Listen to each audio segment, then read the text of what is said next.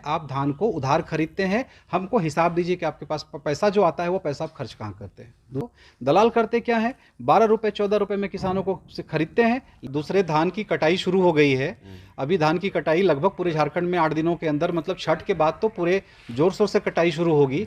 पिछले साल का भी बकाया है अभी तक भुगतान, तो इसके आगे और कहने के लिए रह क्या जाता है। लैम्प्स पैक्स में जिस किसान का मतलब 1 कट्ठा या 5 कट्ठा या 1 एकड़ जमीन रजिस्टर्ड नहीं है, वो 100 टन 200 टन धान बेच रहा है जी। तो ये ऐसा ही हो जा रहा है। हम लोग क्या बेवकूफ़ है, हम लोगों को समझ में नहीं आ रहा है। तो देखिए, ये प्रेस कॉन्फ्रेंस करके आप लोगों के बीच में अपनी बातों को हम लोग जो रख रहे हैं, तो इसके पीछे यही है कि हमारे पास अब कोई रास्ता नहीं है। हम चाहते हैं कि हमारी बात को सरकार स्वतः संज्ञान ले, तुरंत संज्ञान ले। और बहुत बड़ा बड़ा तो आप कुछ कर भी नहीं रहे पूरे साल। आप एक भी योजना बता दो ना कि यह सरकार ने आप लोगों के लिए किया, फिर काहे रो रहे हैं आप। धान को एक स्पेशल ऑपरेशन की तरह खरीदिए आप 2 महीने के अंदर। आप दीजिए बोनस, फालतू की योजनाओं को जहां पे ठेकेदार को आप दे रहे हैं पैसा, उनको हटा करके आप किसानों को एमएसपी को बढ़ा दीजिए। कि जो प्रेस वार्ता है झारखंड किसान महासभा का, इस प्रेस वार्ता के माध्यम से हम आप लोगों के बीच उपस्थित हुए हैं अपनी कुछ मांगों को लेकर के, जिन मांगों को लेकर के हम चाहते हैं कि वो प्रेस मीडिया के बंधुओं के माध्यम से सरकार तक पहुँचे। हमारी जो बेसिक मांगे हैं वो ये है कि सरकार जिस तरीके से धान की खरीदारी के प्रति उदासीन है, जिस तरीके से धान की खरीदारी को वो 3 महीने 4 महीने देर करके खरीदारी करती है, और वो कहीं ना कहीं हमें एक षड्यंत्र सा महसूस होता है कि किसान मजबूर होकर के वो दलालों के हाथों में बेच देते हैं।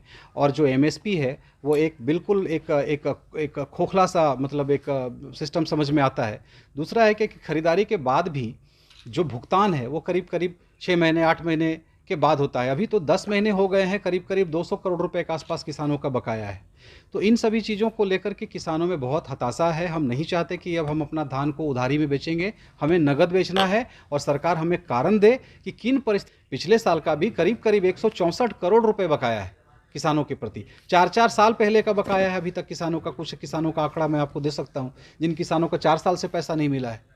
तो हम चाहते हैं कि खरीदारी की प्रक्रिया को एक बार सरकार एक कार्यशाला का आयोजन करे, चिन्हित किसानों को बुलाए, और ये खरीदारी की जो प्रक्रिया होती है लैम्प्स पैक्स के माध्यम से, ये हमसे भी जरा समझने की कोशिश करें।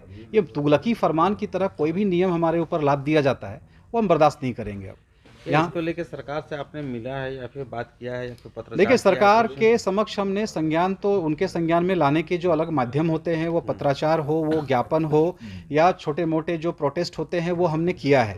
हमने कभी वैसा प्रोटेस्ट नहीं किया कि कोई विधि व्यवस्था की स्थिति उत्पन्न हो जाए, और या फिर कहीं ना कहीं एक जो नॉर्मल जो एक सिंपली जो समाज रन कर रहा होता है, चल रहा होता है, उसमें कोई व्यवधान उत्पन्न हो। लेकिन अगर हमें वहीं पे लाके छोड़ दिया जाएगा कि आप एक ऐसी स्थिति उत्पन्न कर दो तब सुनेंगे आपका, तो फिर वैसा भी होगा, देखा जाएगा। खरीद देखिए बड़े भाई, आपको बताता हूं कि अभी ये नवंबर का महीना है, ठीक है, 2nd वीक चल रहा है।